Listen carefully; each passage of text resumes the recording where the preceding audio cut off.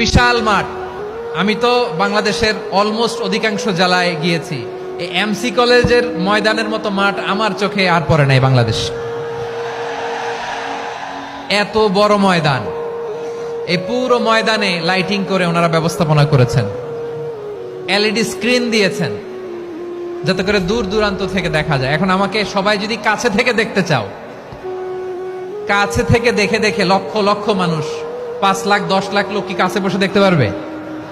তো এতটুকু স্যাক্রিফাইস তো করতে হবে তোমাদের। হ্যাঁ, ঠান্ডা হয়েছে, ঠিক আছে, মাশাআল্লাহ। হ্যাঁ, এই কয়েকজন শুধু, হ্যাঁ বসে যাও। আল্লাহর ওয়াস্তে আমি সবাইকে দেখতে পাচ্ছি, আল্লাহর ওয়াস্তে মেহেরবানি করে চুপ থাকো। প্রিয় ভাইয়েরা, বিশ্বনবী তিনি মানুষের হৃদয়ে আশা জাগান। আমরা মানুষকে ভয় দেখাই, ঠিক কিনা?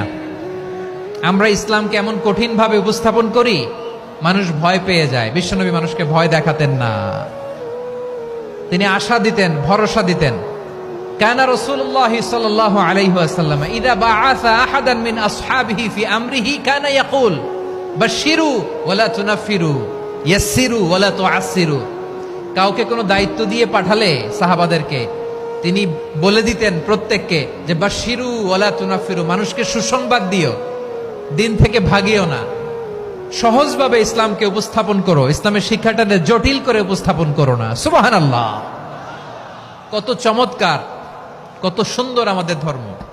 তিনি বলেছেন সহজ করো, কঠিন করো না, সুসংবাদ দাও, মানুষকে দিন থেকে ভাগিও না। সুবহানাল্লাহ বলেন।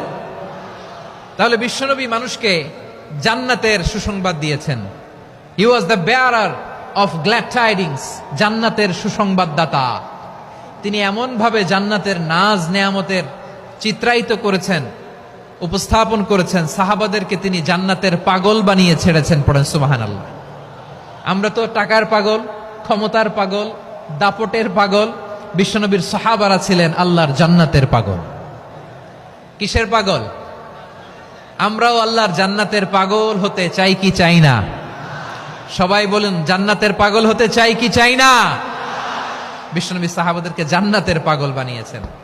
বদরের ময়দানে এই পাশে কোরাইশ, এই পাশে মুসলমানেরা। বিশ্বনবী জালামাই ভাষণ দিলেন, বললেন কুমু ইলা জান্নাতিন আরদুহাস সামাওয়াতি ওয়াল আরদ উইদ্দাত লিল মুত্তাকিন।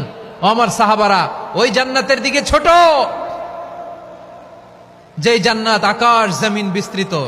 তোমরা দেখতে পাচ্ছ এটা বদরের ময়দান না, এটা আল্লাহর জান্নাত। আওয়াজ করে পড়েন আল্লাহু আকবার। বিশ্বনবী বললেন ছোট ওই জান্নাতের দিকে